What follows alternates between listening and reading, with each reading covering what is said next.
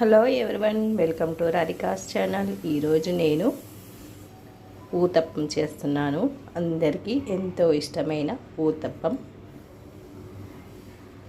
గరిటెలు పిండి వేసుకొని ఇందులోకి ఉల్లిపాయ ముక్కలు, పిండిని వేసాక బాగా కలపకుండా మొత్తం స్ప్రెడ్ చేయకుండా కొద్దిగా మందంగా వేసుకొని ఇలా ఉల్లిపాయ ముక్కలు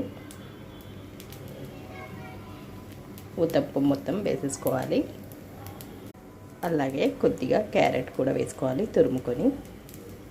కట్ చేసుకున్న ఒక 2 పచ్చిమిరపకాయలు, కొద్దిగా కొత్తిమీర, కొద్దిగా ఇడ్లీ కారపొడి, చిట్లి పొడం కూడా కొద్దిగా వేసుకోవాలి. పైనుండి కొంచెం ఆయిల్ వేసేసుకొని 2 వైపులా కాల్చుకోవాలి. ఒక లైక్ షేర్ ఇచ్చేసేయండి.